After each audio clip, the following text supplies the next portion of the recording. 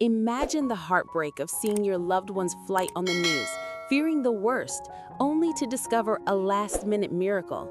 That's exactly what happened to Mother Toan, her mother-in-law, and True, as they watched Diem and Toan's flight supposedly meet disaster.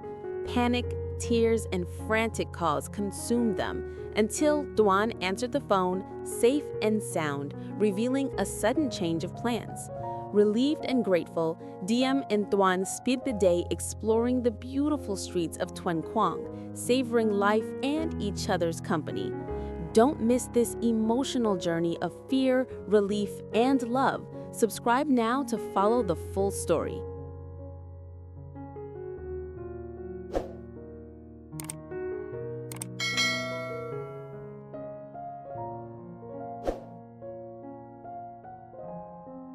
The afternoon sun cast a warm glow through the windows, yet inside the living room, a cold dread seemed to settle over the three women.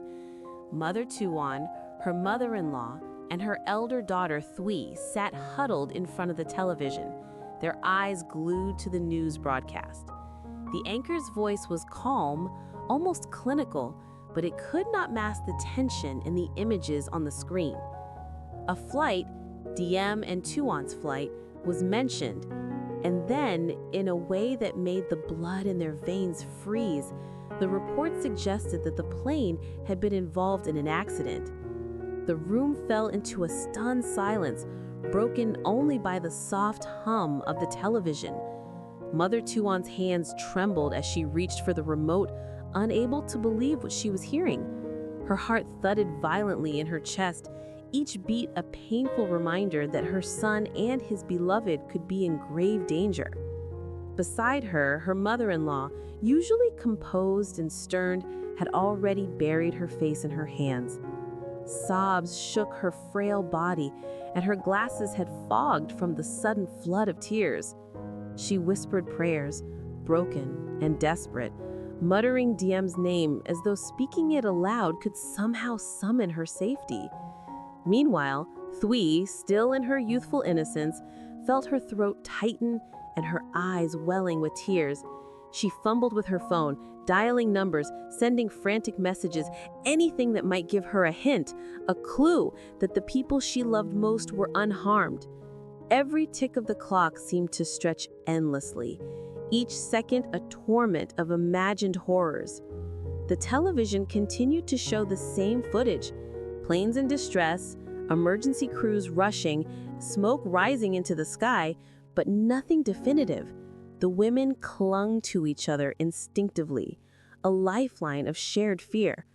Mother Toan's face, pale and drawn, reflected her inner turmoil. The thought of losing her son and Diem was unbearable.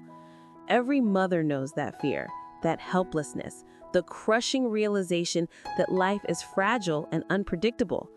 Her mother-in-law's quiet cries pierced the room like tiny shards of glass, each one embedding itself deeper into Mother Toan's chest. Thuy's own panic made her restless, pacing from one end of the room to another, her hands wringing and her lips trembling with whispered pleas for news. Time seemed to stretch and warp, the minutes feeling like hours. They replayed the images in their minds, turning each small detail over and over, trying to glean hope from the chaos. The smell of afternoon tea, normally comforting, went unnoticed, replaced by the metallic tang of fear in the air. Mother Toan pressed a hand to her forehead, trying to steady her racing heart, but the sight of the breaking news on the screen made her falter again. She could almost feel the plane, high above the clouds, tossed by invisible winds, and she imagined Diem's gentle face, her laughter, her presence, and the thought of it being gone made her chest tighten unbearably. Thuy clutched her mother's arm, tears streaming freely down her cheeks, and even the stoic mother-in-law seemed powerless against the wave of panic that washed over them. The room, once filled with the ordinary sounds of a quiet afternoon, was now heavy with grief and fear. Each moment felt like an eternity, and yet they dared not look away, for looking away meant letting go of hope. And so they sat, 3 generations bound together by love and dread, hearts hammering, eyes fixed on the screen, waiting, praying, and wishing for a miracle that seemed impossibly far away.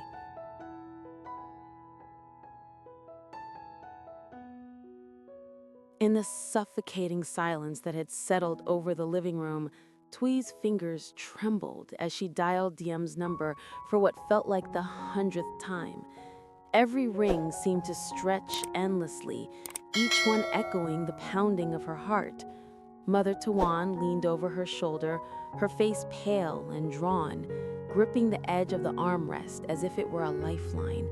Her mother-in-law sat hunched, hands still covering her face, but she peeked through her fingers, watching the phone as though it held the key to life itself.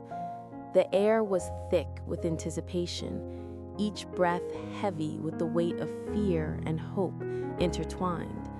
Then finally, a voice came through, the unmistakable tone of Toan. "Hello?" he said, calm, warm, and alive, a stark contrast to the chaos in their minds. The room seemed to shatter and reassemble in a single instant.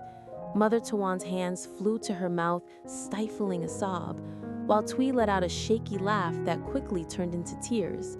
Her mother-in-law's frail body trembled as relief washed over her, tears streaming freely now, not of fear, but of gratitude. The impossible had happened. They had reached him, and he was safe. Toan's voice was steady, reassuring. "We're fine," he said, his words like a balm on their frayed nerves. "We didn't take that flight. Everything's okay." Each word was a lifeline, pulling them from the edge of despair. Mother Toan sank into the couch, burying her face in her hands as waves of relief collided with lingering panic. The thought that just moments ago they had truly believed Diem and Toan might be lost made her knees weak and her chest ache. She could feel her heart slowly returning to its normal rhythm, but the memory of fear lingered, sharp and undeniable. Twee, still clutching the phone, struggled to comprehend the sudden shift from terror to relief. But we saw the news," she stammered, her voice trembling. "They said the plane, the accident." Toan chuckled softly, a sound that was pure reassurance, almost musical in its calmness. "Plans changed at the last minute. I didn't have to go on the trip, so we stayed behind. We're safe, I promise." The words were simple, yet they carried the weight of a miracle. The women listened intently, letting the tension of the past hours melt with each syllable, each promise of safety. Mother Toan's tears continued to fall, but now they were of joy and relief rather than fear. Her mother-in-law, usually stern and composed, let out a shaky laugh, her hands clasped together as if in prayer. Even Twee, whose youthful energy had been consumed by panic, allowed herself to collapse into the couch, her sobs now mingled with laughter. The phone call, brief yet profound, had undone the hours of terror that had gripped them so tightly. It was as though the room had been washed clean of dread, leaving only gratitude in its wake. As Toan continued to speak, describing how he and Diem had spent the day and reassuring them of their safety, the women felt an overwhelming sense of connection and relief. The invisible tension that had held them captive now dissolved, replaced by a shared joy that was almost tangible. Mother Toan held the phone a little tighter, savoring the sound of her son's voice, while Twee and her grandmother exchanged glances that spoke volumes. Words were no longer necessary. In that moment, fear was replaced by love, and despair transformed into an unspoken promise that life, fragile and unpredictable as it was, had been preserved. For hours, they remained close to the phone, clinging to every word, every breath, every reassurance. The news had once brought terror into their hearts, But now, through the simple miracle of a voice at the other end of the line, it became a testament to hope, timing, and the preciousness of life.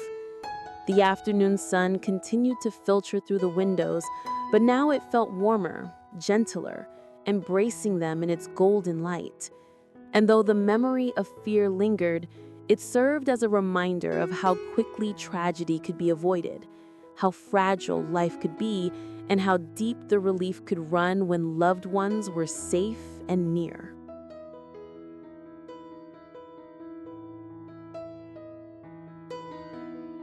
The following morning, the tension that had gripped the household seemed to lift, replaced by a calm sense of gratitude and newfound joy. Toan, keeping his promise of reassurance, suggested to Diem that they spend the day together, away from any reminders of the near disaster. The city of Tuan, with its charming streets and serene riverside paths, became their sanctuary. They wandered hand in hand, the sunlight casting a warm glow on the cobblestones, and for the first time in hours, they could breathe freely, their hearts light and unburdened. Each step felt like a celebration of life itself, a quiet triumph over the fear that had once threatened to suffocate them. They stopped at a small, cozy cafe tucked into a quiet corner of the city. The aroma of freshly brewed coffee and baked pastries wrapped around them like a comforting embrace. Toan insisted on ordering Diem's favorite dishes, smiling as he watched her eyes light up at the first taste. Laughter bubbled naturally between them, soft and unforced, mingling with the gentle hum of conversation around them.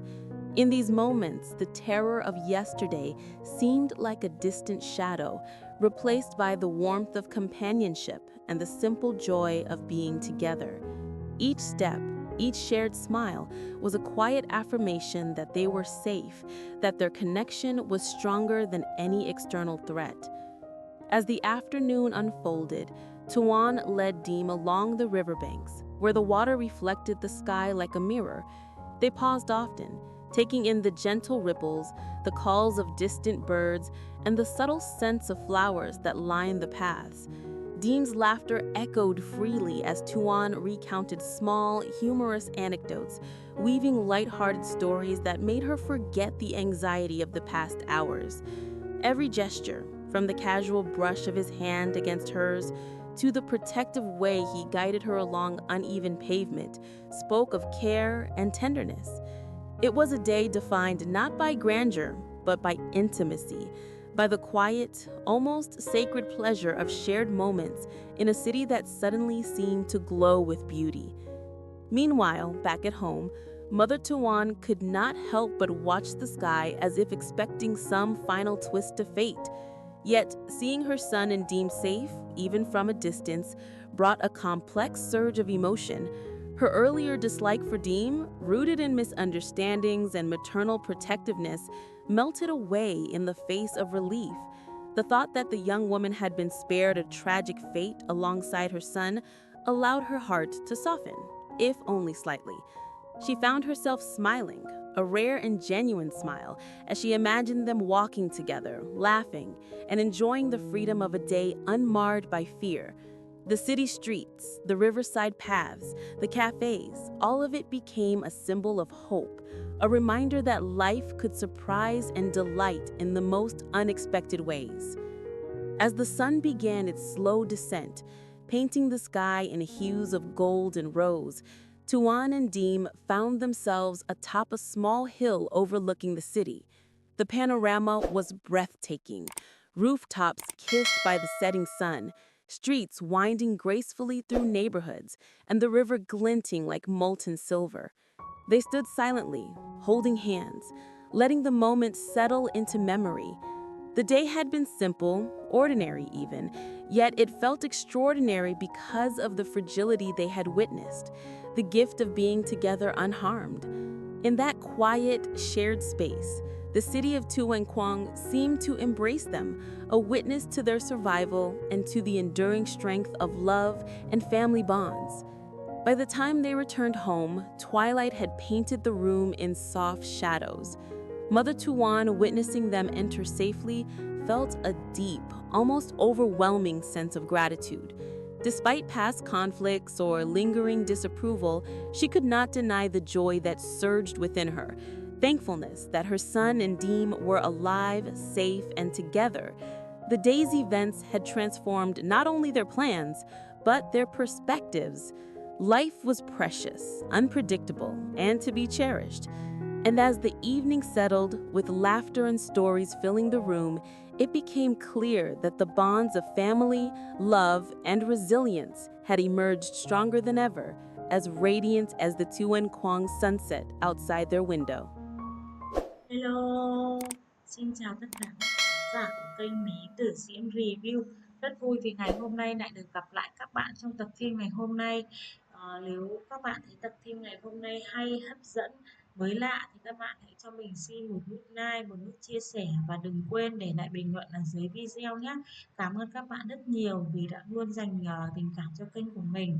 Trong tập ngày hôm nay thì thật là may mắn cho Diễm và Toàn vì đã thay đổi kế hoạch vào phút chót mà không lên chuyến bay xấu số đó.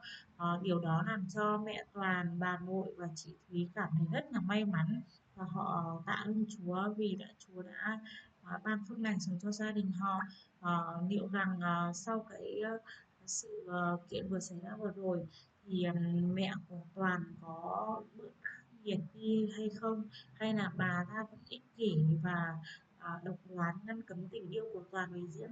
Tất cả sẽ được hé lộ ở các tập tiếp theo sẽ được phát sóng hàng ngày trên kênh. Các bạn hãy đón xem nhé. Cảm ơn các bạn rất nhiều. Xin chào và hẹn gặp lại. Bye bye.